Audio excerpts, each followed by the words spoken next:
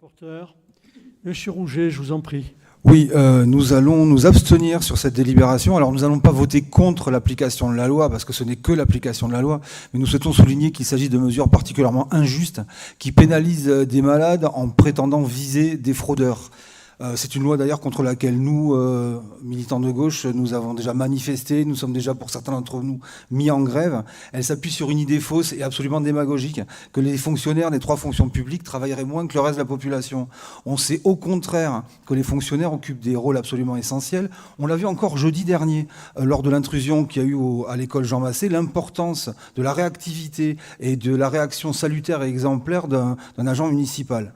Cette loi, elle consiste à faire des économies sur le dos des malades, alors qu'un médecin leur a prescrit un arrêt avec des pathologies, souvent d'ailleurs, ce qui est particulièrement vicieux, en lien avec leurs conditions de travail. Bravo. Et c'est d'autant plus injuste à Tarbes, dans nos services, où 85% des agents sont en catégorie C, c'est-à-dire des basses rémunérations, des métiers pénibles, et en premier lieu, comme d'habitude, ce sont les femmes seniors qui vont en pâtir.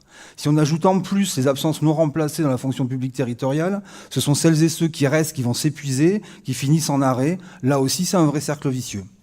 Le jour de carence, là aussi, il est justifié par un alignement sur le privé. Sauf que on sait très bien que 70% à peu près des salariés du privé voient leur jour de carence partiellement ou totalement pris en charge avec des conventions collectives, ce qui n'est absolument pas le cas dans le secteur public.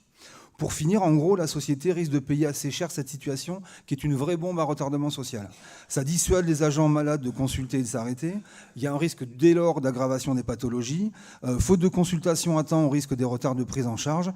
C'est pas comme ça qu'il faut faire. C'est pas en s'en prenant aussi violemment aux agents et aux agentes qu'on va renforcer les services publics. Et pour nous, il faut faire exactement le contraire, c'est-à-dire améliorer leurs conditions de travail au bénéfice de toute la population. Merci.